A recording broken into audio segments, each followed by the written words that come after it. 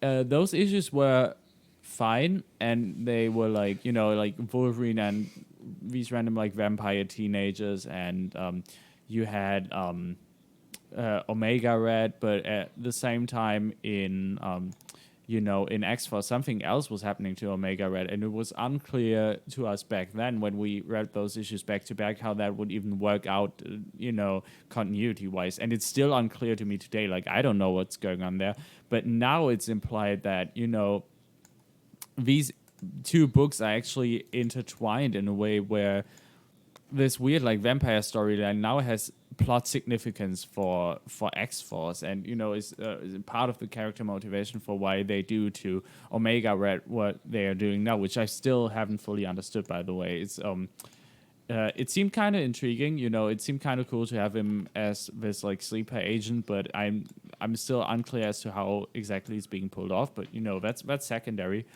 But it's just it's kind of inelegant, and it's that sort of thing where when I was reading comic books as a very little kid, at least you would have some sort of, at least in Germany they did this, they would have these like extra explaining boxes by whoever was like the German editor or German translator of that book.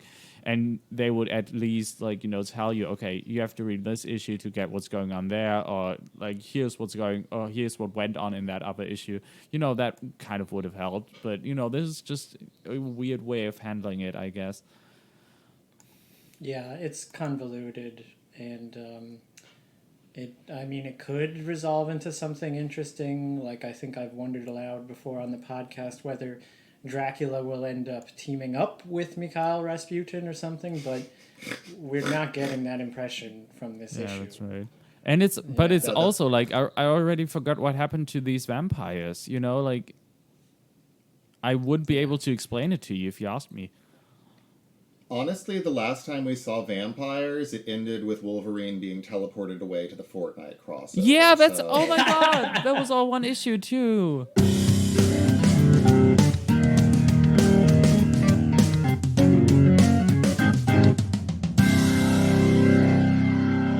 Welcome, school kids, to the new age of X-Men. So many new ages coming one after another these days. X of Swords is now over, and there are now 6 issues in the quote-unquote Reign of X Reign of X. And we are here to talk about our impression of the building action toward this new age. We, of course, are Ian.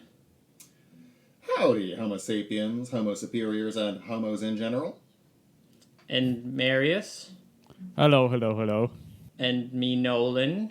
And we simply must open this episode by talking about the entirely new line that has started.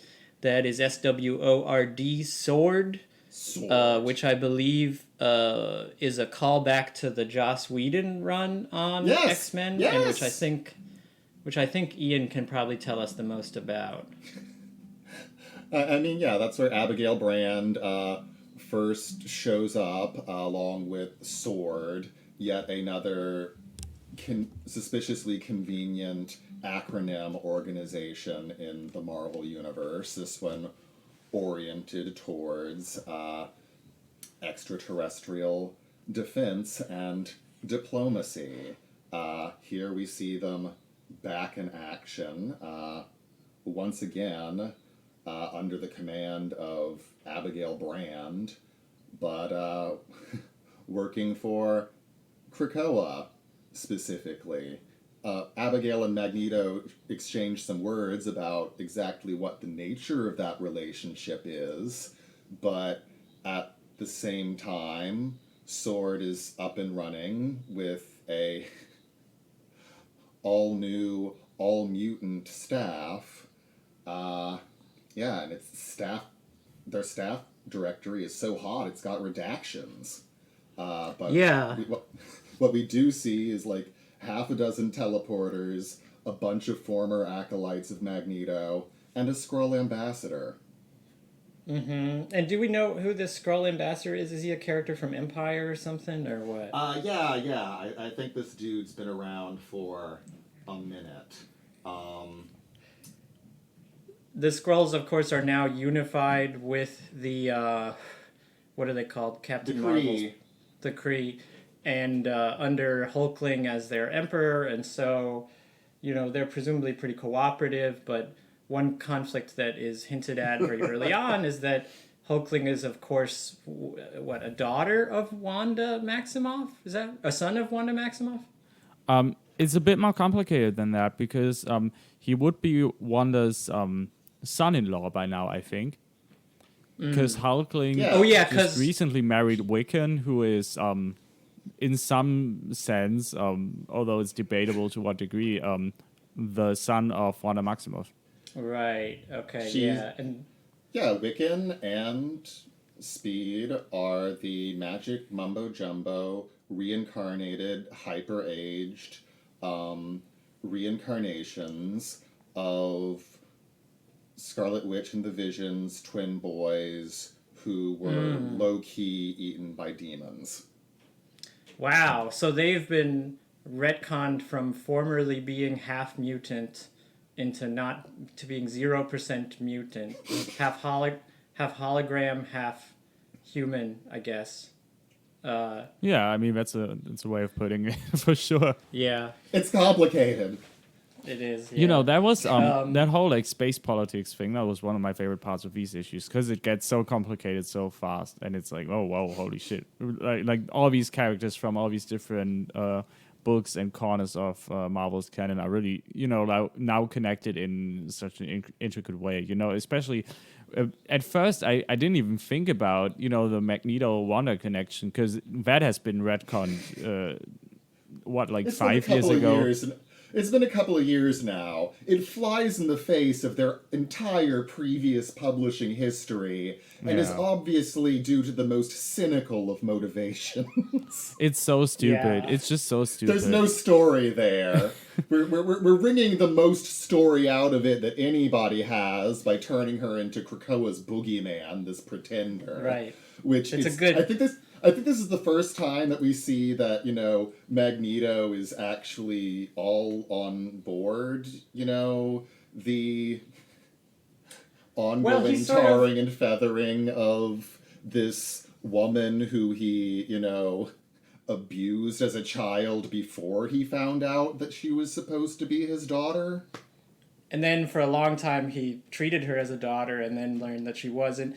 I mean, I don't get a read from him that he is fully on board with it. He sort of casts his head down and goes like, "Oh yes, the pretender." Like he doesn't act like his normal kind of very forward self. No, I mean he seems very conflicted about it for sure. Right. But it's like he's not normally conflictedness is not a typical Magneto trait, Sure, but you got that one panel where the Skrull ambassador is like, I'm very oh wait, what does he say? He considers it a great shame that you all do not think highly of her. That is, with him just looking very angry in that panel, which kind of indicates to me that even though he is very conflicted about his feelings towards this person who he thought was his daughter, he's still very much angry about the whole like pretender situation. And specifically Wanda angry towards Wanda, that is, I think. Yeah, I mean, we read House of X. We have an episode on it, an extra credit y'all can check out, listeners, and he gets very angry in that. Oh, House of M, you mean? House of M, sorry. That's right. And, yeah, I mean, I'm thinking back now to another extra credit we did on the situation in which the Inhumans were the kind of, like, rulers from afar that the Kree adopted, and this is very similar in a way. Like the Kree are so eager to take some like superpowered family and just like install them as their new overlords. They're doing it again now. It does make some historical sense in a way, but I shouldn't get into that. The reason all this matters. The reason all this matters is that S.W.O.R.D is the book that will be like facing outward from Earth among the X books now. And so politics like this in the greater galaxy all matter. We don't really know much yet about its role in them, but there will be a role.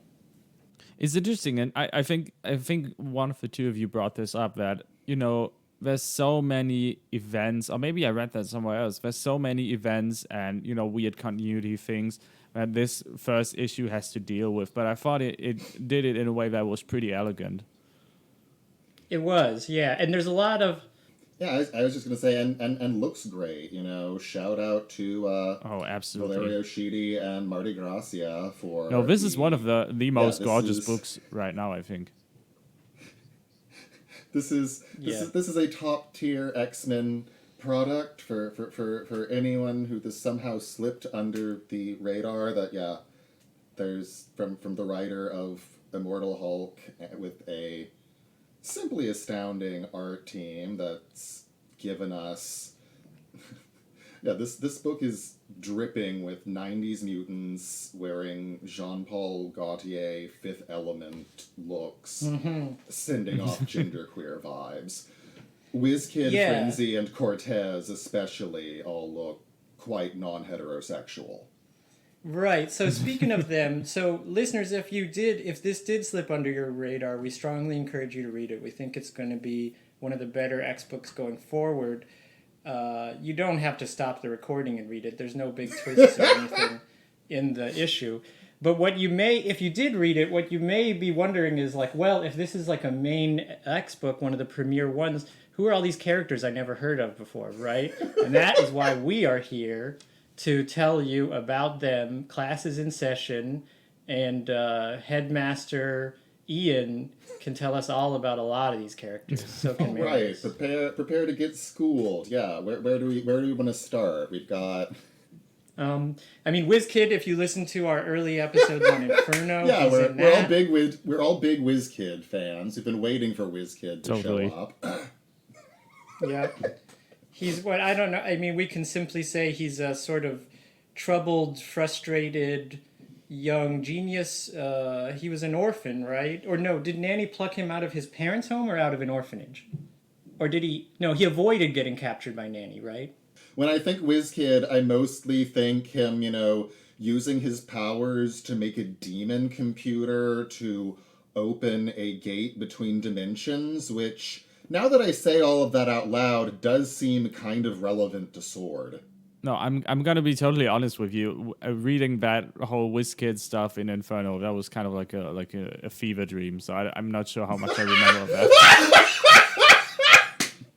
When I think of WizKid, I think of like a lonely kid who pushes people away, even though he doesn't want to. Who like wants friends and support, but who has this kind of reaction where he like pisses people off some, and he kind of learns not to do that as much when he feels like he belongs among the various younger heroes of the Inferno saga. And here in this, he's much more mature, Yeah, he's got a vital role to play as one of these 6 who make up the senior mutant staff of the newly revitalized S.W.O.R.D. Who else do we got? We got a couple of former acolytes of Magneto. We've got Joanna Cargill, Frenzy, who first showed up back in OG X Factor as one of the Alliance of Evil, was then, one of the 90s acolytes, was hanging out for a while in X-Men Legacy, I want to say. Oh, that's right. And, Frenzy was so good in Mike Carey's X-Men stuff. Cool. And here she's apparently the Sol System's chief diplomat, which seems a choice. Yeah, it does. Yeah, it's like when Bush Jr. sent a ambassador to the UN who was a person who was constantly saying we shouldn't even be a member of the UN. It's like it's a flex. It's a flex. Fabian Cortez, I believe, another former acolyte of Magneto. Is that right? Yeah, mutant power to empower and manipulate others' mutant powers. Kind of one of the crazier ones. It's obvious that there are still tensions and mistrust. I like his portrayal in this as like a completely sniveling climber. That's like some characterization there. I like it. They're sort of really emphasizing, both in this and the New Mutants episode issue that we'll discuss, emphasizing these like teams of interrelated mutants, like sort of like biological machines composed of complementary mutant powers, and like Peeper plays a role in that. Pretty much everyone at the S.W.O.R.D facility does. Oh yeah, I guess we can talk about that right now. The six, I think it was called in some of the dialogue and info pages as sort of a continuation of the five, which kind of makes me wonder if are we just gonna have more of those. But I thought this info page was very well implemented, and the explanation is that this is kind of like a more elaborate version of the Fastball special, obviously, because you have two mutants combining their powers in a very creative way, or I guess not so creative in that case, but with the five, it was the first time that it became really, really, really ambitious in the Hickman era, and now we're seeing kind of a continuation of that. Someone in one of the Facebook groups I'm in, it might have been the X-Men Extreme shitposting group, or maybe some other group, I'm not too sure.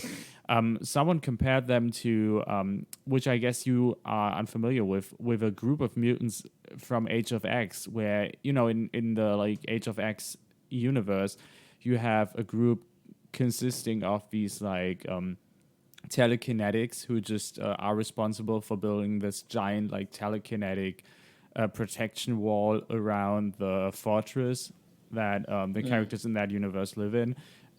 So that was kind of seen as a sort of like a precursor to this. But in principle, I really like the idea, and I think it's executed in a way that's so intriguing and mysterious in this issue, with all these like beautiful splash pages by the end of this issue. Like, holy shit.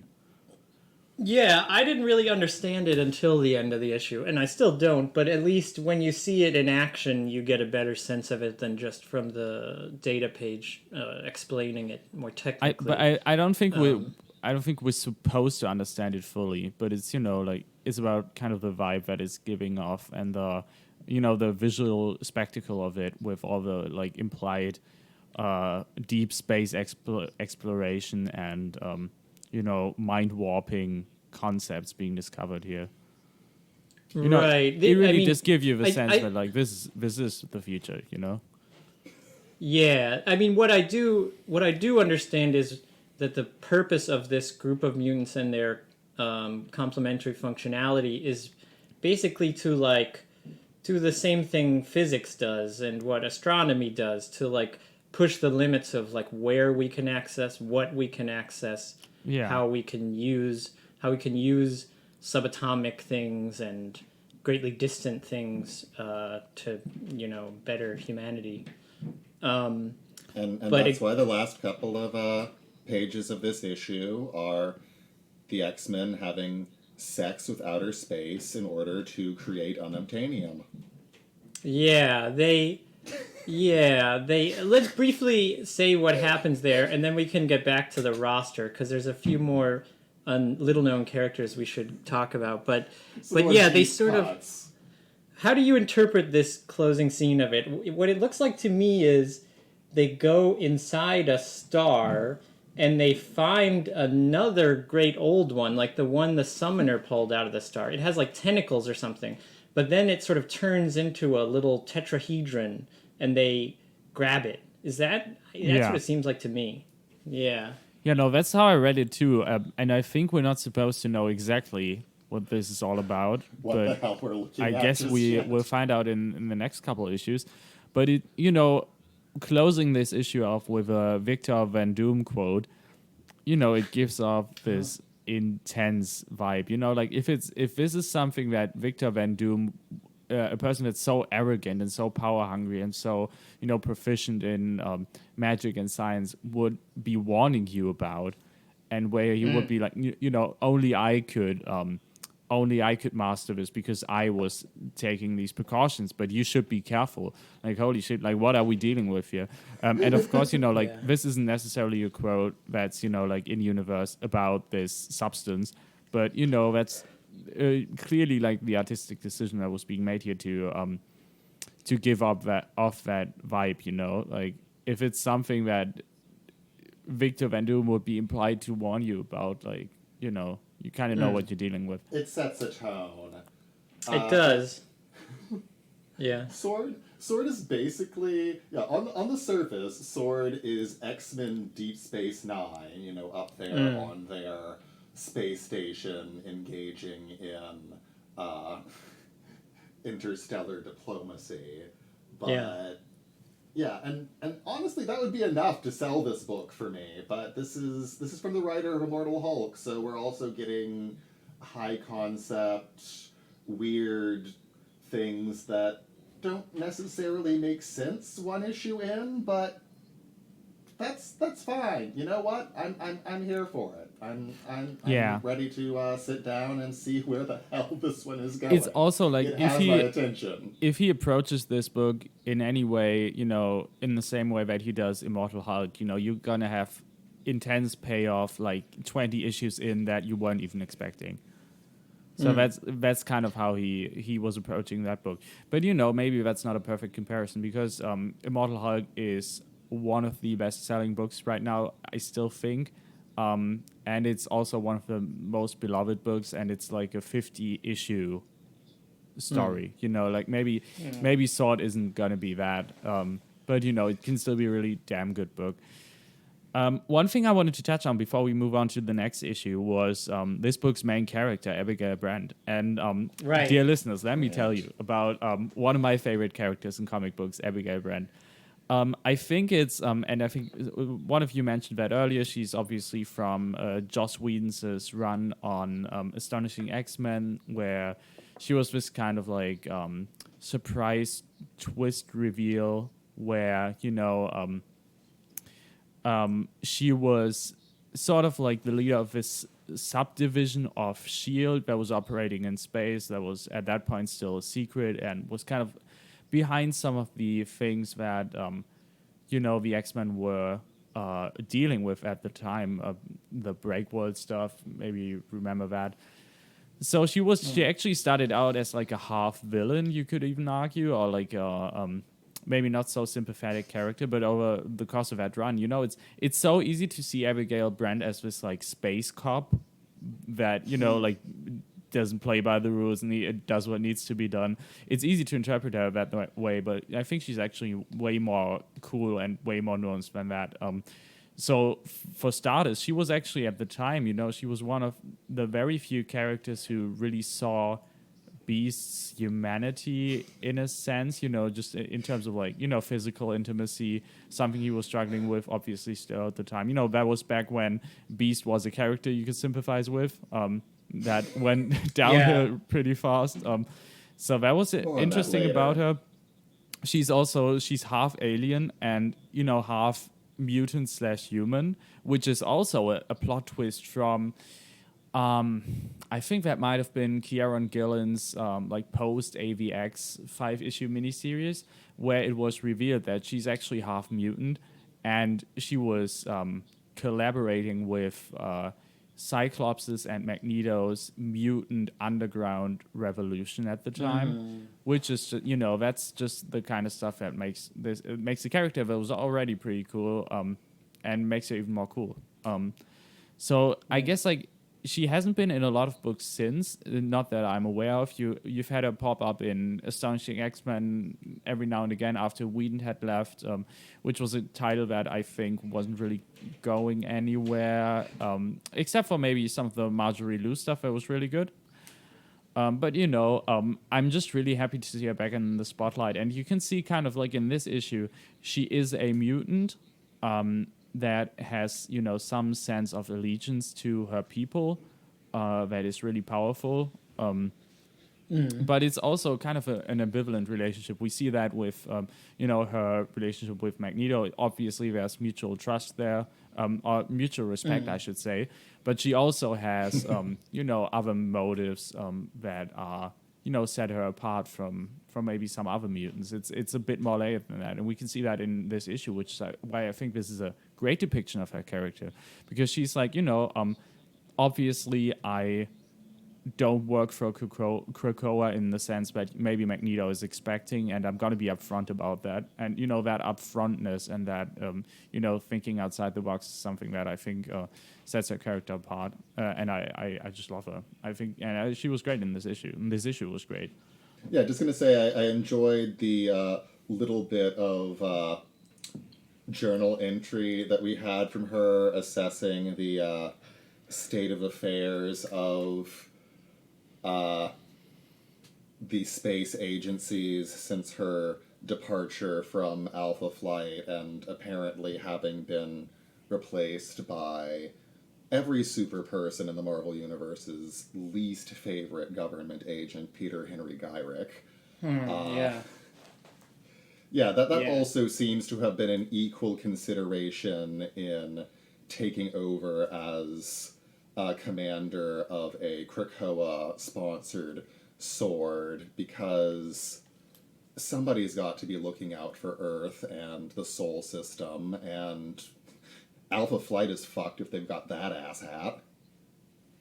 Yeah, I get the strong impression from this that whatever they're doing with that tetrahedron, it's like her idea, and she wanted to do something like this back with the previous agency that she was in charge of, or perhaps with Alpha Flight, but they wouldn't. Like, her budget complaints, I think, are complaints that they couldn't afford this very project. And so, like, that's part of her ambivalence, right? Is like, she's on board as long as she gets to do this thing she already wanted to do.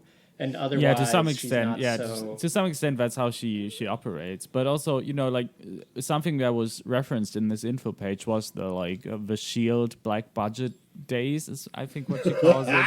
That was that's a callback to Astonishing X-Men for sure. Yeah. Oh, also, I maybe just a fun fact I should mention. At the time, Lockheed was actually a double agent for S.W.O.R.D, I think, who was infiltrating the X-Men. That does sound correct. Reminders, Lockheed's an alien, of course. I think it would be fun to see Lockheed pop back up, because he must have a very old work relationship with Abigail by this point. At this point you could even throw Beast in the mix and have her remark on, what the hell is happening to him. Maybe, she could take a visit down to Earth or something. There's a lot of other characters. We can't really go through them all. We've got piles and piles of piles of teleporters, vanishers there, gateways there, Gateway's grandson Manifold, who first showed up in Hickman's Avengers and seems to be another one of our principals here, at least a department head as the boss of the teleporters, who they are mutant synergizing in order to do whatever the hell it is they're doing. Yeah. Oh, you got Blink I guess as we'll well. Just have to Blink is that 616 Blink? Yeah, I think so. They brought her back to life if she was dead. I don't know. We'll just have to get, I guess, into some more of these characters as they receive what I'm sure will be a revolving focus in character developments and dialogue in coming issues. Yeah, for sure. We've got Risque, we've got Random. Risque, who was definitely dead. Risque was killed in we saw her murdered in the new X-Men annual, yeah. Yeah, so she's been brought back. But yeah, we should go on to some of these other issues. There's a lot to cover. You're right. The other two we want to start with next are Hellions and X-Factor, because they are the next newest lines, and they really help to set the stage a lot for how things are going to be after X of Swords. The Reign of X. Yeah. First, we should bring up one confusion that I had with, I think, Hellions, which has a council scene that has Jean in it. I was confused by that. I still don't know. Yeah, we don't know. I don't think she's... No, because in some other issue we read, let me think, which one was it? I think that must have been Marauders, although I'm not sure. In one of the other issues, you have the Quiet Council talking about how to fill the space that was left empty by some of these other characters, by Jean and Apocalypse, namely. So, this being a post 10 of Swords book, you would think that, Jean can't be on the council. I think it's just an error. That's my strong suspicion. Yeah, probably. But the main thing X Factor establishes is that in addition to mutants who die in Otherworld coming back very changed, mutants who die in Amenth will come back somewhat changed, right? And how they're changed is interesting. I mean, I see it as just a good excuse that the writers are using to make these characters more interesting and less one note. Certainly with Wild Child, I think that's what's going on. What do you guys think? Wild Child could actually talk back when he first appeared. For a while, he's just been, a mute muttering feral. Obviously we have some interesting new aspects of Wild Child and Nanny to meet, since they have been brought back better, faster, stronger. That panel of a nude Wild Child and Nanny trapped in her egg will haunt some strange dreams. Yeah. I think but them and Nanny's what's his name? Nanny's boy. I can't believe I forgot. Orphan Maker. Peter. Yeah, them two and Orphan makes Maker. Up a nursery rhyme about him. Yeah, I like the rhyme. Them and Orphan Maker, I think, are going to be a lot more interesting now. And what's focused on with Orphan Maker, it's very cryptic, but we never did know what his mutant power is, and apparently it's something really dangerous, and the suit that she made is some way of keeping it from being too dangerous. Oh, yeah. I mean, it's that was fascinating to me, because I was actually checking the Marvel Wikia page for him, because he's not a character I know that much about, but apparently this is some very new information that could be potentially very relevant. This is making him seem like a ticking time bomb. Yeah. Yeah, because when he first shows up as Nanny's minion in OG X Factor, and then in later appearances like Generation X, he's just, this weird, sad man-child in an armored suit with a gun, like every other late 80s, 90s mutant. Right. Yeah. No, this is going to be more interesting, I think. And whatever will happen with him, the first thing that the Hellions are sent to do is what again? Sinister sends them on a mission. They've got to get the ship. They take Clive out to retrieve Nanny's egg ship. Right. Yeah. So we'll probably in the next issue we'll get some answers about this stuff with Orphan Maker, what the egg ship can do. But what they find is that the egg ship is being held, I guess, by a classic X-Men villain, a character in Logan, an Australian cyber villain, whose name I'm also forgetting.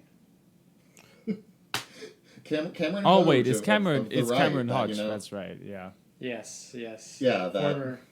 Last time I saw him was in the Second Coming event. He's a former member of the Hellfire Club. I forget exactly what position he was in, but a pretty lofty one. Hodges. He first comes on the scene. He's this old school friend of Warren's who ends up working with the original X Factor as their publicist, trying to help mutants by selling X Factor as a mutant removal and extermination service. For some reason, this did not tip them off that Hodge is crazy, hates mutants, Warren in particular. There is almost certainly some kind of repressed homosexual obsession there. Oh wait, he's not the Australian cyber villain from Logan. I'm getting him conflated with that character. I gotta edit this so much. Who's that one? Who's that character? Fucked if I know. I still haven't seen Logan. All right, well soon Wait. we will. Wait, He's not who in Australian, Logan do we mean? The main villain in Logan, the under villain, not the scientist, but the one. Oh, who, no, fights I the think villain. that's a completely different character, I think. Yeah, that's the one who was in the Hellfire Club, and who's in the gotcha. Australia arc, and who is all about cybernetics. Oh, Pierce, Donald Pierce of the Reavers. Yeah, that guy. I had them Oh, conflated. that's it, yeah. I gotta really I chop mean- and screw this. Robo-bigots are kind of the X-Men's thing. Yeah. Have been for a minute. Yeah. No, for sure. Yeah. I think the one other main thing about this issue is the way that Psylocke continues to back Sinister even when the rest of the team doesn't want to. Oh, yeah. And we She's learn, a bootlicker. That's what I was going to bring up. Well, we learn that there's a Except- reason that we didn't know about. This stuff about her daughter or something like that. Yeah, Oh, wait, yeah, that's call a- back to that's a Fallen reference. Angels, a reminder that Fallen That's a Angels reference to happened. Fallen Angels. Right. Yeah. Can't really. What is it? Like he's got her daughter's personality uploaded to some like computer mainframe or something. And Oh, he no, can- I guess like the, you remember the like AI villain from Fallen Angels? Yeah. Wasn't that supposed to be like kind of her daughter, like in a way? Maybe. I don't Can't remember quite exactly. remember. We should reread Fallen Angels, or maybe we shouldn't, because Need we? No. Ian we don't need really to. didn't like it. I did, but we don't need to. It's No, I liked it as well. Yeah. But yeah, no, I think that's all a reference to that, because remember how Sinister was like a main supporting character in that book? right. I was surprised. Yeah. It's good you brought it up. I was surprised to hear that, and didn't really think about it since. But it's interesting that they would call back to that, because for many, Fallen Angels has kind of felt like a waste, and now Yeah. this is like the complete opposite of that. This is bringing that into Hellions in a very plot significant way. Yeah. I mean, I think what it's also setting up is a kind of a reconciliation where she will eventually tell her teammates what's really going on, why she's really helping Sinister, and they will convince her to help them against Sinister. That's probably what's coming eventually. Yeah, that's good though. It makes your character more three-dimensional. It's always good. Yeah. And I did like the touches with the not botched resurrections, but the changed resurrections. It's kind of a nice touch that it would change them, just not in the same way that it did with Santo. Yes. Poor Santo. Yes. More on Santo in X Factor. Well, that's what we should move on to. I think that's the other book that's really setting the reign of X stage most of all. It's Yeah. in X Factor, they finally bring Winddancer back. They talk to her about her decision to die on stream in Mojo World. I wondered if there was going to be some other way that mutants change if they die in Mojo World, but it seems not. She just comes Maybe not. back with her flying powers, just like other mutants have. Yeah, And, resurrected just fine, naked and covered in goo as Krakoa intended. Yeah. We get Adam X on panel. That's fucking interesting. In a flashback to her final moments. Yeah, since according to Sophia, Adam X, Shatterstar, and even Spiral are all unwilling hostages of the new Mojoverse. Yeah, it's good. It implies many more Mojo related events to come, which I'm glad of. We also have some drama in this issue between Daken and Aurora. Aurora gets a little bit jealous of Daken flirting, not flirting. I mean, he flirts with everyone, so I would only expect Everyone. it. Yeah. No exceptions. I still kind of want to know what went down between him and Prodigy, because things were looking pretty flirty for an issue or two there. True. And then the next issue opens up with David calling him a slut. So Yeah. maybe. I mean, I guess since it's supposed to be accessible to especially young readers, people in the like tweens, then they probably won't get into too much detail about those things. Those will be in the background. I mean, it's X-Men. Naked, sexy X-Men has kind of been the X-Men brand since the John Byrne days. All right. What the fuck are you talking about? Well, but it's just like how they won't be explicit about the love triangle polycule with Scott, Jean, and Logan right now. You know, they're being. I think that's a little different because the brand, the Cyclops Wolverine brand, their place in both the franchise and the greater popular culture is a little different from Prodigy from Academy X and Wolverine Jr. Yeah, no, both of for whom sure. have already been established as bisexual. I agree with Ian Yeah. here. I think that's a big difference too. That Prodigy and Dakin are openly bisexual characters and have been for I guess like a decade now, right? Yeah, that came out pretty early on with Dakin, I want to say. Oh yeah, maybe even And more than that. For Prodigy, it was established in Kieran Gillen's Young Avengers run. That's right, and it's like, it's a pretty big difference for most readers, I guess. You have Cyclops and Scott as Cyclops and Scott. Sorry, you have Cyclops and Logan. Okay, Scott and Logan, as Ian already said, these are like at best implied to be potentially queer, like in the actual like text of the book. Like it's only in subtext, I guess. Yeah. We all know they are, right? I mean, it's like there's no denying it at this point, but it's not implicit in the sense that it is with Prodigy and Dakin. So obviously you can play around there like a lot more. Like you can get a lot more like obviously flirty. I don't think it's so much that like X Factor is a book that it's hiding that much from us in terms of what its queer characters are up to, as compared to the polycule. Right. I don't mean that the book is going to be inexplicit about queerness. I mean the book is going to be inexplicit about the act of sex, about sex itself, whoever's having sex. Oh That's yeah, just- no, that I agree with. Yeah. Yeah, I don't think we're going to see any on-panel dick sucking, but We should, yeah, though. No I one's would not gonna be say- surprised. No one's going to say, we fucked. You're never going to know for sure whether they fucked. No one's going to say, we fucked and now you're fucking someone else. That's too adult, So instead they just kind of imply it.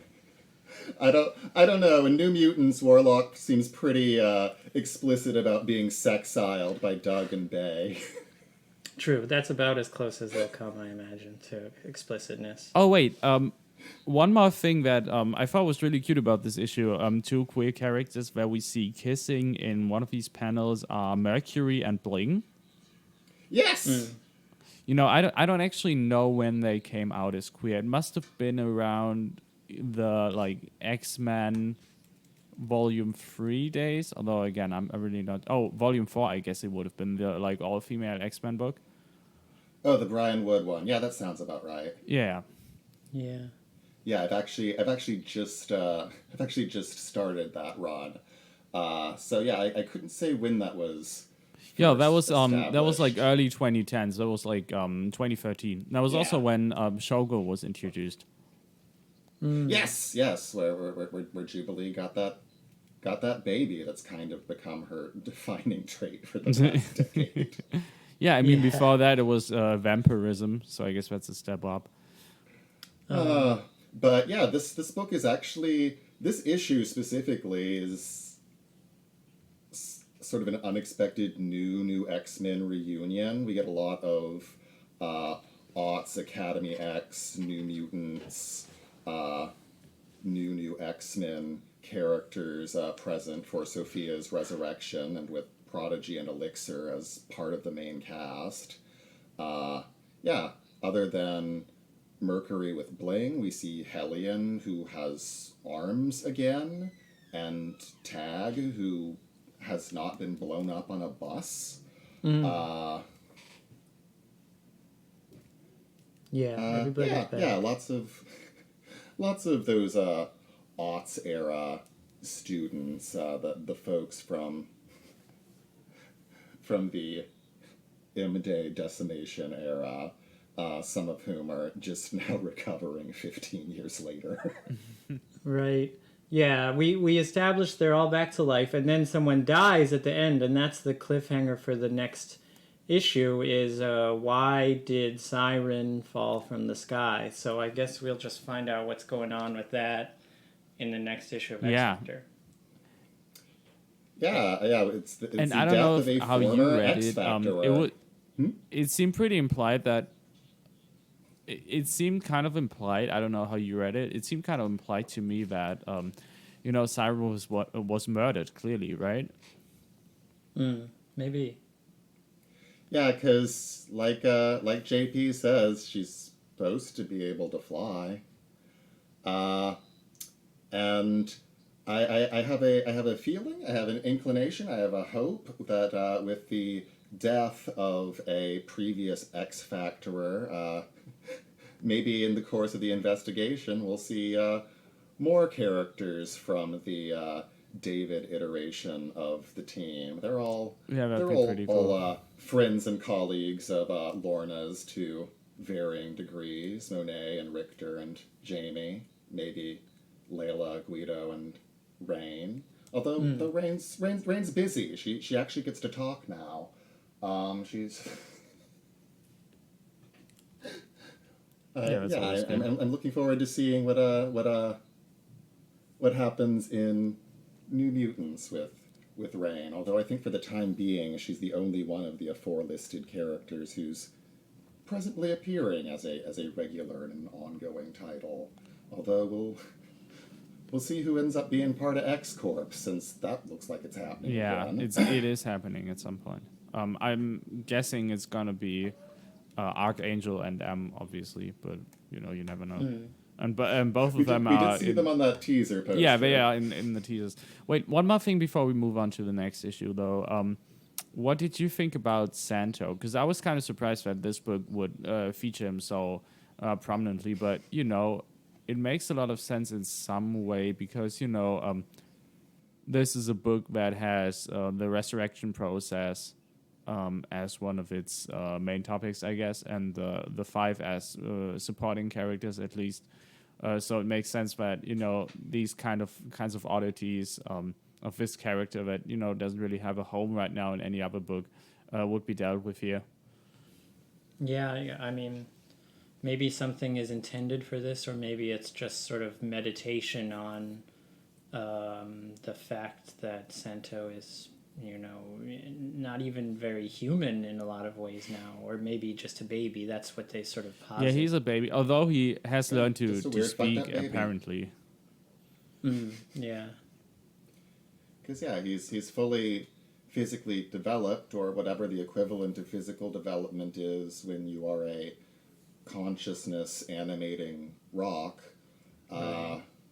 But I guess Trevor's got a buddy to hang out with now. Poor eye boy, sweet eye boy. Trevor's the best of us. Yeah, I like Trevor. He has some early Cannonball energy here. Just like a nice guy making everybody feel better.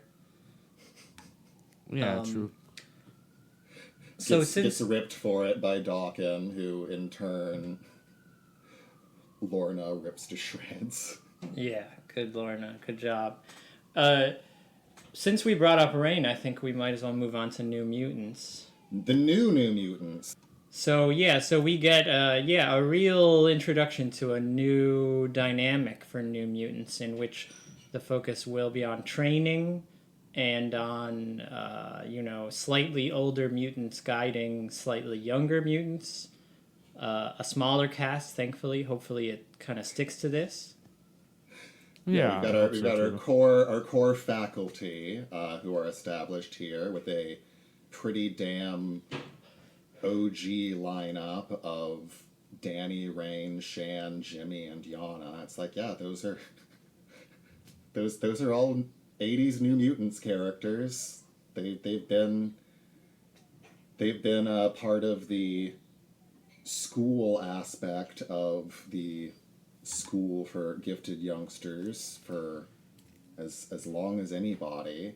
I don't know if Scott and Jean and company were ever really teenagers. Not really. Yeah. Not with what the professor expected of them in those danger room exercises. They were robbed Childhood of that. lost. I like the art in New Mutants a lot by Rod Reese. I like the writing by Vita Ayala. I like the retcon of Shadow King's origin at the very beginning that sort of separates Shadow King from Amal Farouk. Like, the question is raised, like, well, okay, so Amal Farouk is a few hundred years old, but Shadow King is even older, apparently. What is its origin as some kind of being that took over Amal Farouk? Yeah, I was so intrigued by that, but also confused. So is that the implication that Farouk is just, another mutant? Yeah, with some kind of psychic power. I think that the distinction between Amal Farouk and the Shadow King may have been established in some 21st century run, so by my standard, a comparatively recent retcon. Yeah, I didn't notice it in Uncanny X-Force, though I think conspicuously in that Shadow King was purely a disembodied force and not a fat guy with a fez. So, but nonetheless appearing in the shape of a fat guy with a fez. Right. That, and I was especially pleased to see that this opening gambit to the issue pays off at the end of the issue, and we learned that fat guy with a fez, or perhaps some kind of projection of that image, is like manipulating some of the junior cast members, and not so junior in the case of the brain in a jar, but a little junior. Oh god, that was why hasn't that was so terrifying too. A really, really great job on the art there. Yeah. What's the name of the brain in a jar again? I can't remember. Martha. Oh, that's No Girl. Martha. No Girl. Yeah, aka Martha Johansson. From the Grant Morrison run. This is a wild assortment of student X-Men. We basically have exemplars of every 21st century class of the Xavier School / Institute / Jean Grey School, etc. Because, yeah, we got that green kid who's been running around since the beginning of Dawn of X. We've got, Anole is a Academy X, New Mutant, New X-Men character. Nature Girl first showed up post-Schism and was part of Generation X Volume 2 with Eye-Boy, Quentin, and Bling. Rainboy, like Bling, first appeared in Milligan's X-Men run back in the aughts. Like the bizarre love triangle storyline where Mystique is masquerading as a jailbait student for reasons. Wow. Petra we last saw drunk on the moon. Sprite is another post-Schism character. Oh, Bright Dust is that's a Wolverine and the X-Men character, I think. Yeah. And Dust we know. And Cosmar. It's fucking Cosmar, the weird, not really Russian girl from a couple of issues back of this title. Oh, Literally never expected to see her again. No, me neither. And Me neither. It's interesting that they would bring up this theme of like nightmares and bring Shadow King into it. And then of course for Karma it's relevant, because she has a history with Shadow King. Right. Introduction of Shadow King, original introduction. I have high hopes for this. I've been waiting for Shadow King for a year, and I am very excited to see him here. He's, his MO generally is to kind of like take other mutants over and use their powers. So Cosmar's power is in particular could mean quite a lot for him to use them. Oh, absolutely. And it's also like he brings up a whole different, like, interesting question of how mutant relations are going to work on Krakoa, which is kind of what this issue has done in multiple instances. Because it's like Shadow King is such a like powerful and dangerous and nefarious entity, and uncontrollable too, that this ideology of all mutants inhabiting this space together and living in relative harmony with one another is really challenged here. And then, of course, another challenge to the Krakoan status quo is brought up by Gabby, who's like, am I going to be able to be resurrected? Yeah, just speaking as a clone here, what the fuck? Yeah. Right. And she brings up 2 other mutants and her concerns about why they haven't been resurrected. Oh, yeah, that's right. Yes! One is Madeline Pryor, of course, and the other is, am I wrong? Is it Kid Apocalypse? Yes, it is. It Yeah, is Evan, Kid Omega. Evan. It's Evan Sabanur, which we were talking about earlier in some of our earlier episodes, which I think, Nolan, you and I were disagreeing about whether, the N. Sabanur that we're currently seeing is actually a grown-up version of Evan Sabanur. But it seems like you guys convinced me that it yeah, isn't. It seems like it's 2 different people. And, N. Sabanur has, or Evan Sabanur has once been aged up to be like in grown-ass Apocalypse mode. But that was in a Rick Remender crossover called Axis. That was I don't even know if it's canon anymore, because that was right before Hickman's huge reboot. But whatever. Let's not get too much into that. But it seems like he died in Age of X-Men, which was right before Hoxpox, which I didn't read. I just read that on the wiki earlier. And now it looks like he's not necessarily coming back that soon, which, no clones, no precogs, it makes sense. But, he's a completely different character, inarguably, from N. Sabanur. Mm-hmm. Inarguably. Right. And so is Madeline from Jean. It's just, it's this convenient thing where it's like, nobody really wants Madeline back except for, like, Havok, maybe. As pointed out, though, how many people post-establishment of Krakoa did she torture, murder, eat, sacrifice to dark gods? Maddie... Krakoa doesn't have a lot of rules, but she still seemed dedicated to breaking as many of them as she could but it's find. like when you bring her back and throw her into exile. Not that that's like necessarily humane, but that's what a more sensible set of rules would dictate, I guess. You'd have to I guess you would have to reconsider the whole exile thing. But just leaving her dead seems the exile thing inexcusable. is sketchy. Yeah. Yeah. I mean, it would also be pretty rough to try to, like, make her get along with Scott, though, So there's no good solution to it. Sure, but, like, it's tough to get a lot of characters to get along. And we're seeing the fallout of that with Mystique and with Shaw and with so many others. Shaw. Should we get into Shaw? We can do Let that. me see if there's anything further that I wanted to say on New Mutants. Yeah, I'm excited by the return of Race to Art by Vita Ayala's new take on the book. There's lots of fun character moments, weird sexual chemistry, Magic drinking a lot of coffee, James Proudstar wearing some kind of shorts. Let me ask a question. Let me ask a question about James Proudstar. This is the younger brother of what's his name again? John Proudstar was the first Thunderbird. So is John Proudstar back? He's not, right? I think we've seen the Proudstar brothers together. I think it was just like a background party scene, like at the end of Hoxpox or something of the like. Oh yeah, that's possible. But yeah, I cannot imagine that, I can't imagine poor Thunderbird would be that far down the resurrection queue.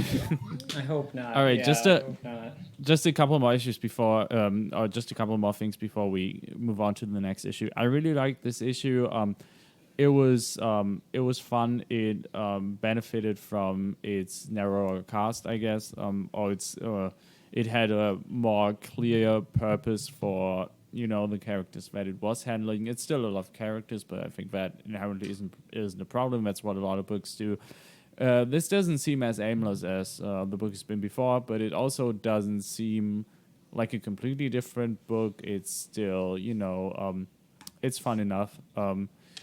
One thing that kind of bugs me though is Warlock in this issue. We have this huge like edging, like teasing kind of thing that's been going on for like a year of like Warlock is hiding from everybody, like when's he gonna be back, like what's his deal gonna be, and now he's just back like Right. without comment. It's just so weird.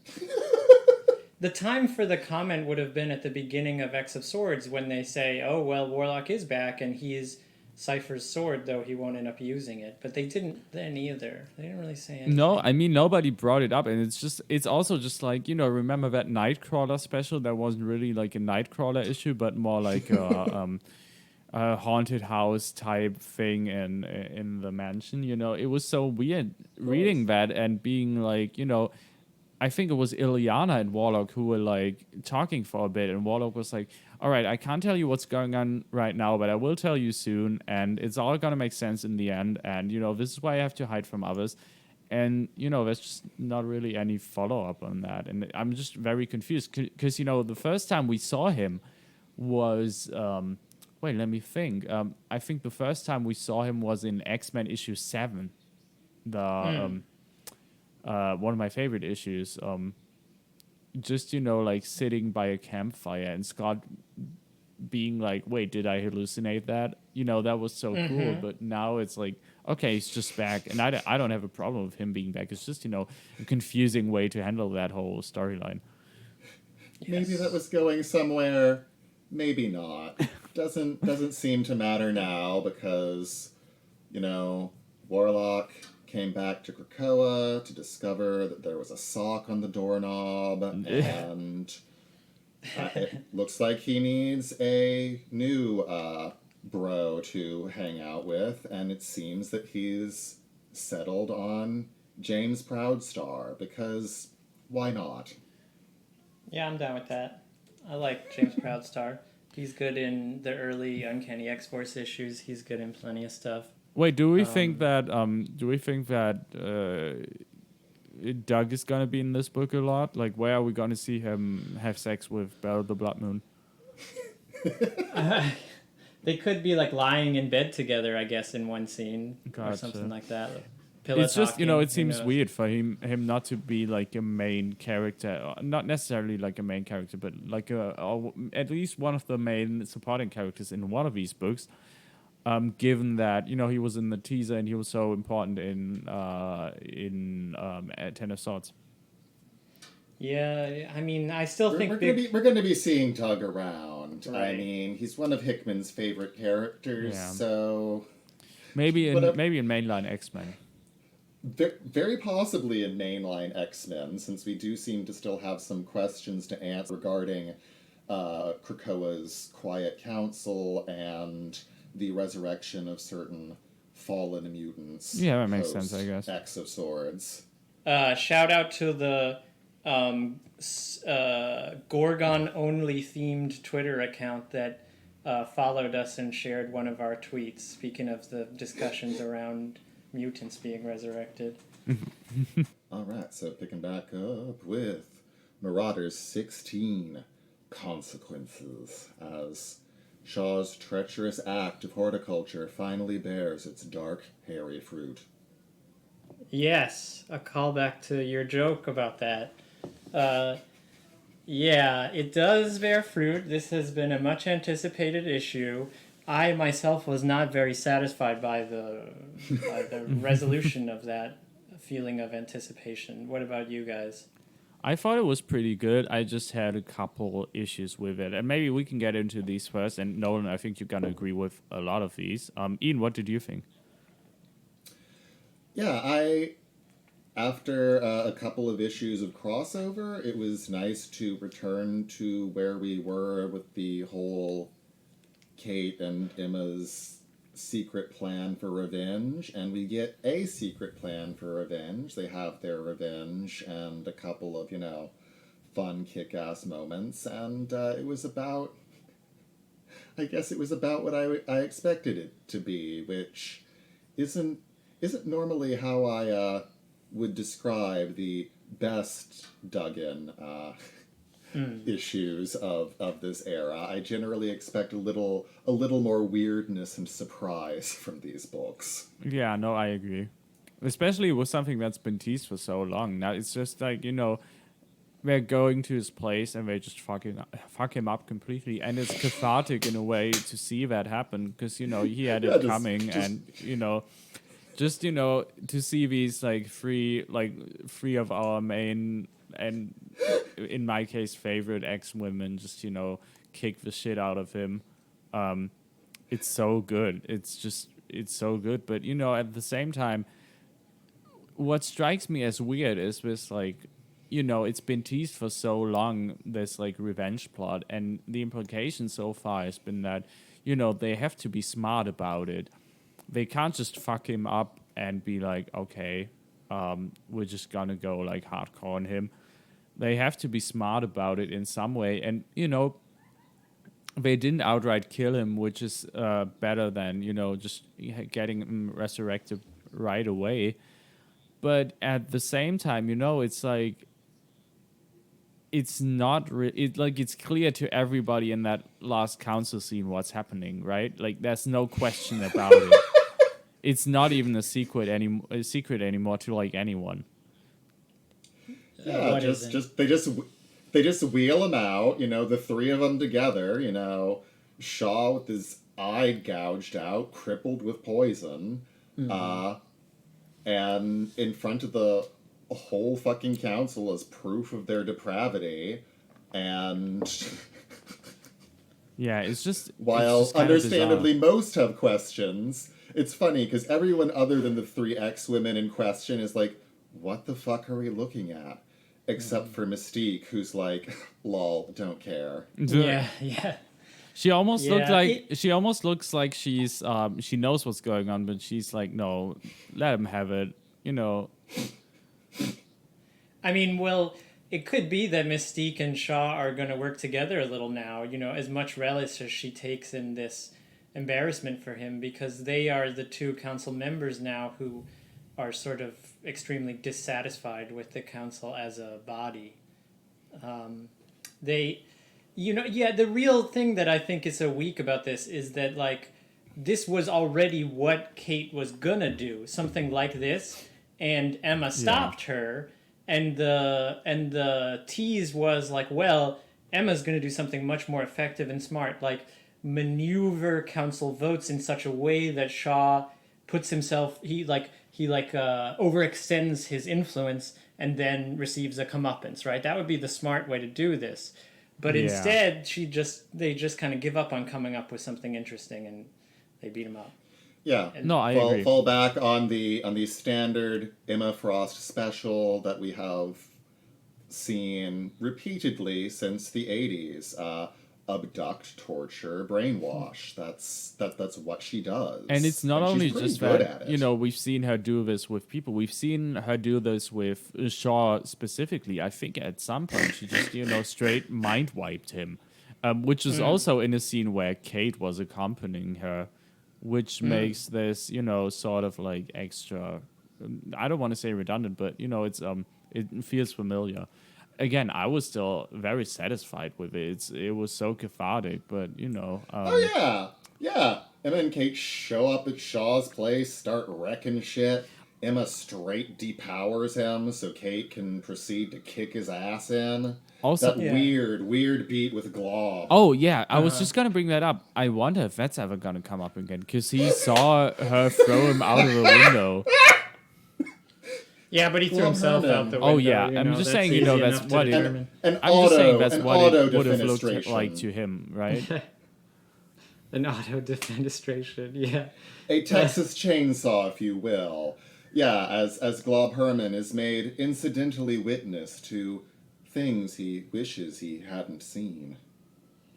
It's just what is unstrategic about it is they are only ensuring that Shaw will do things will interfere much more thoroughly than he did when he killed Kate.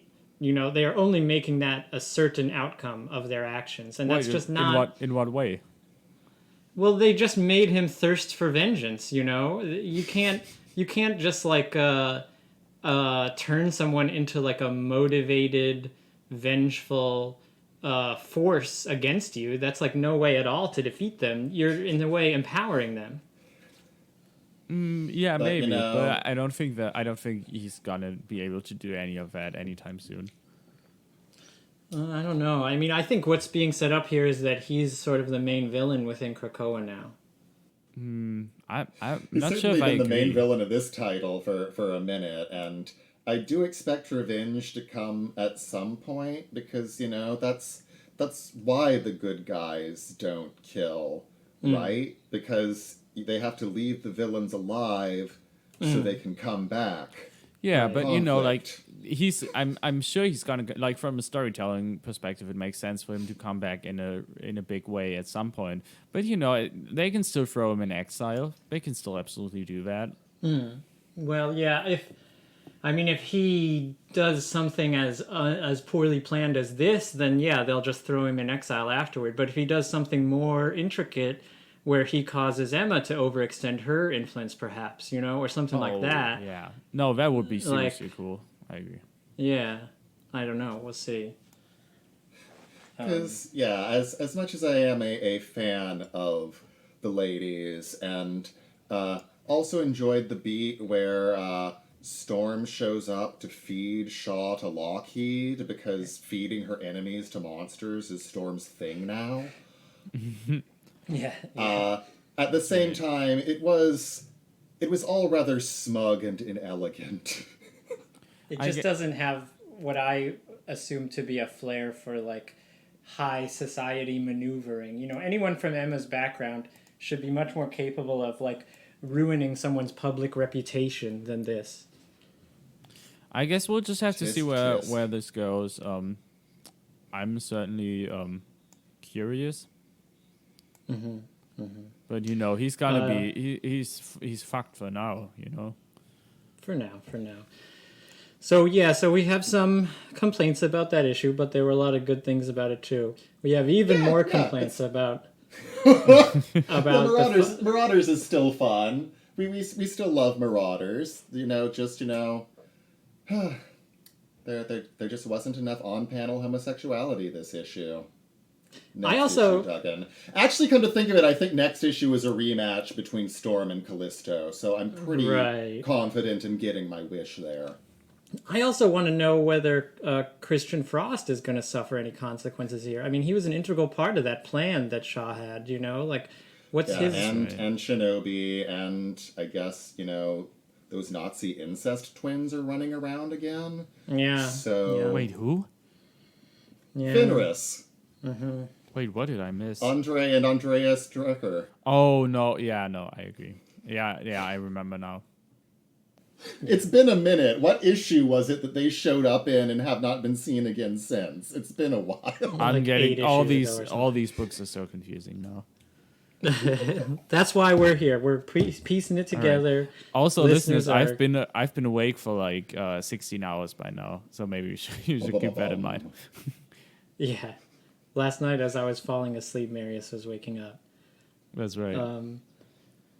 But so we conclude this episode with X Factor, which was, in my X-Force. opinion... Oh, sorry. We conclude this episode with X-Force, which was, in my opinion, just stalling, basically. What about y'all? What do you think? Yeah, on the subject of, these books getting confusing.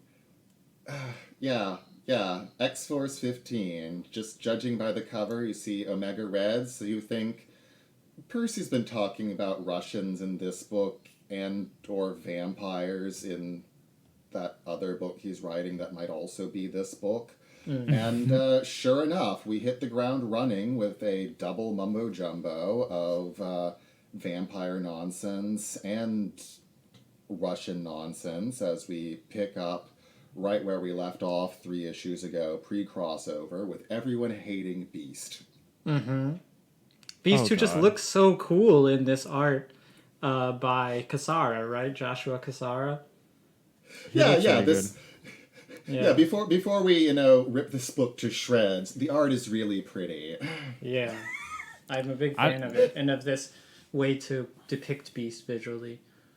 You know what? Maybe I'm gonna be nicest to this book out of the three of us today, because like usually this is one of my least favorite books, and I think it still is. But like I don't think this issue was like particularly bad at all. I thought it's not a bad book in my opinion at all. It's just my least favorite, and this issue is about the same level of quality that I was expecting from other books. It feels a bit like aimless, and I think you felt the same way. But that's how I felt about a lot of the issues from this book. And there's a couple character moments that I didn't even mind too much. Colossus is being portrayed in a way that's pretty nice. I thought there's a couple really good solid poop jokes. You got Black Tom talking about how he likes the dog poop, which is kind of weird. And you have Forge asking Beast if he wants an enema. Wait, is that actually how you pronounce it? Is it anima or is it enema? Enema. Oh, enema. Okay. Mm-hmm. The more you know. The more you know. Yeah. Yeah, there's plenty of good things about the issue, but it's just kind of like, I mean, why even set up this conflict between Beast and Colossus if it's just going to be undone one issue later, Yeah. I feel like we're currently looking at 4 different storylines, because you've got the vampires and you've got the Russians and you've got the fact that Beast is completely insane, and you also have some kind of horror of Party Beach situation where more plant zombies, seemingly unrelated to plant zombies that we have seen to date. Yeah, we're not clear on that. But and I am not against maximalism. I am not against a lot of things going on. My problem is that none of these things are especially holding my attention. Yeah, me neither. I just don't, invested. like the second I saw these like weird plant things come out of the sea, I was like, okay, I don't care about this, like come on. I really don't. Yeah. Weren't we already very slowly working on 3 other storylines before the plant monsters showed up? Because we've got, I guess, vampires is X-Force's problem now. Oh God. And there's still the dangling Russian threat, and I'd say that the main drama of this story is the fact that Beast is off his goddamn gourd, and I'm a little disturbed that, one, Jean and Logan's responses are mostly limited to mouthing off, pissing off, and then doing what he says anyway, and that apparently Xavier co-signs this conduct. Yeah, actually, that is weird. Can we get into some of these things? The first thing I want to talk about is this like vampire thing and the I think pretty atrocious way in which it's implemented. So for those who don't know, because maybe you only read some books, it's understandable. There's like 15 books out now. This is a reference to another. We currently have 10 ongoing. Yeah, As of S.W.O.R.D, we have 10 ongoing X-Men series. This is a reference to another Benjamin Percy book, which is his Wolverine solo title, where in like you had like this 2-parter that had I forgot who the art was by. I compared them to Greg Capullo because I thought it was really good. The art on those 2 issues was absolutely brilliant. But it's Victor that's right. Bogdanovic. Yeah, I feel bad now for forgetting his name because I feel like he's he did one of my favorite issues artways.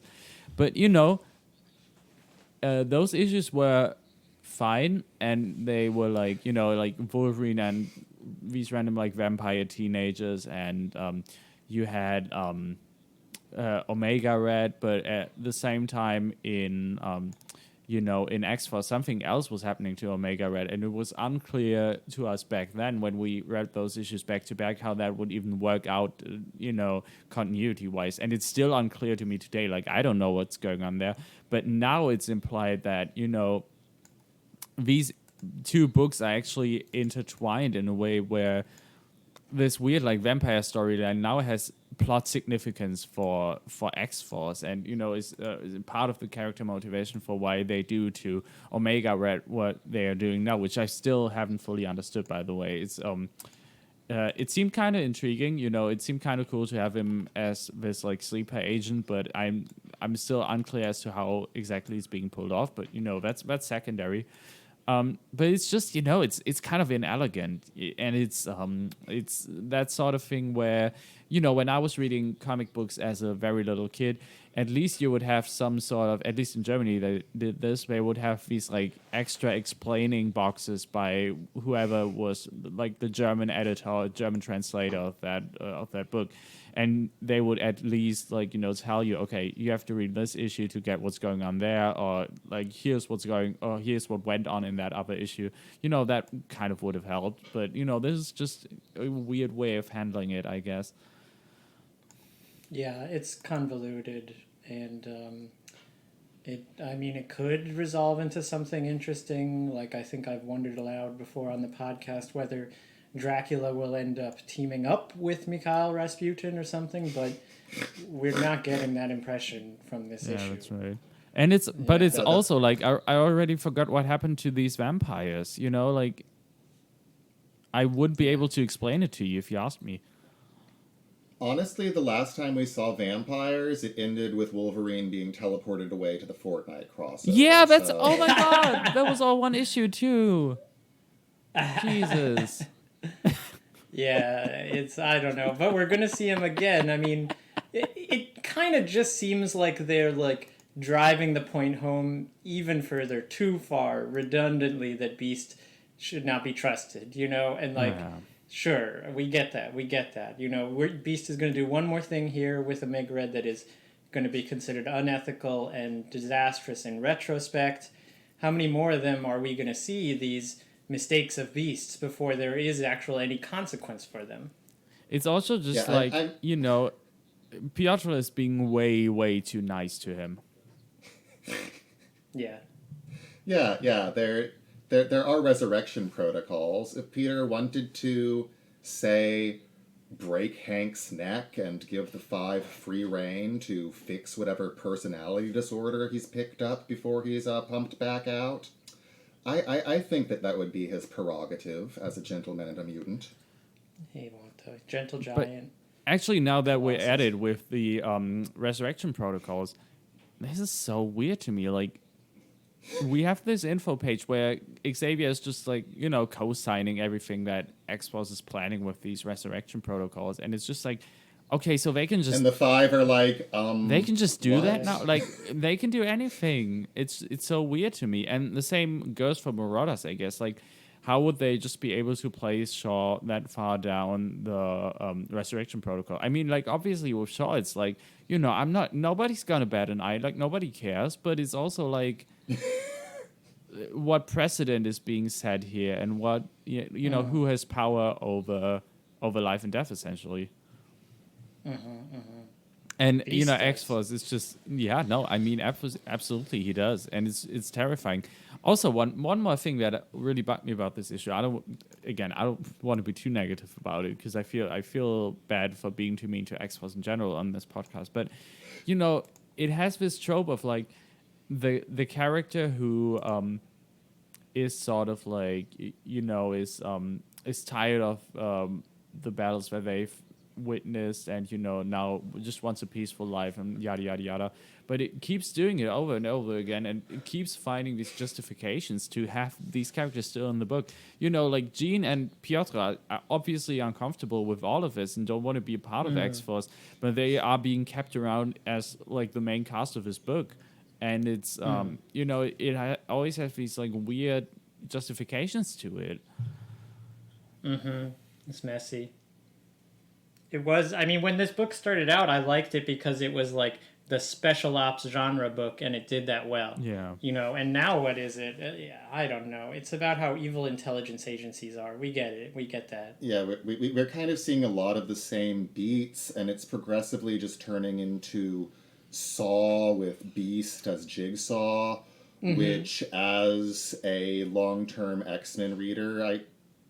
honestly have no interest in subjecting myself to and find fairly frustrating. Yeah. Could we decide what the fuck is going on with Beast and resolve this? I'm not invested enough to really care. I just want it to be over. I don't even, to be honest, I don't even mind the Beast stuff. I think the Beast stuff is possibly the strongest thing about this book, because it's just so goddamn, Sadly, I'd agree. like terrifying. Like, Jesus Christ. Like, Beast was a character that up until the early 2000s I thought was pretty sympathetic. It's actually like my one of my best friends. Like, it's actually her main, her favorite character, I think. It used to be. Yeah, and I think that there's plenty to like a Beast who is one of Marvel's oldest, most published characters, as a longtime member in good standing of both the X-Men and the Avengers, taking part in many stories and runs across the Marvel universe. I guess there is something fun almost about him just, getting worse and worse and getting as, psychopathic as you can possibly get. There's something weirdly, it's just its own like weird spectacle to see. It's just it's like watching a train crash essentially, or a car crash In slow motion, but the motion is too slow. It's too slow. Let's get to the end of it. Also, you have like the one person who you could expect to say, Hank, what the fuck? Stop all of this. Stop all of this right now. It's like, why? The one person who I think that could give Hank this come to Jesus moment would probably be Jean. And instead she's just like, I'm so pissed off that I'm going to pretend that you aren't running a CIA. She's just like, right, I don't want to see this, I'm just gonna piss off now. I don't know if that's how I see Jean, but like, that's not how I like seeing Jean. I don't like seeing the way a lot of the characters in this book it's like if you see someone like committing war crimes or whatever, like what does it say about you if you're just gonna be like, oh, that's so bad, I'm gonna go away now and pretend I didn't see that. Right. I mean, I will say one thing I liked about this book is we find out what Kayla's powers are. Their water powers. I thought that was cool. But yeah, I agree. Other than that, yeah. Yeah, that and the poop jokes, pretty solid. Yeah. Yeah. Forge also squeezes in a blowjob joke. So yeah. Oh yeah, I missed that. I guess I should have paid more attention to his pose in that particular panel. Yeah. So I think this is justifiably a Winter Giant size number 2 at this point. It is. Yeah, you could call it a Christmas special. We could, yeah. Or holiday special, to be more inclusive. Sure. Kwanzaa special. Non-denominational, just broadly solstice themed. But is this going to be our last episode for the year? We can do another one too. I mean, in a week, X-Men an X-Men issue is going to come out, so that's we'll probably want to. No, I'm saying I guess like for our listeners. Oh yeah, I probably won't have the next one edited until January 2nd or something. So listeners, this is the conclusion of our first full year as explainers. That's right. We started in I think it was like mid to late December of last year. And then we started uploading on Podbean like around the time that the quarantine hit. It's been a year. It's been so much fun. And we hope that you all enjoy your holidays despite the Rona, and that you go safely and healthily into next year. We do. Live long and prosper, listeners. Live long and prosper. Krakoa is for all mutants, and a very merry Xmas to all. Happy holidays. I love those dear hearts and gentle people.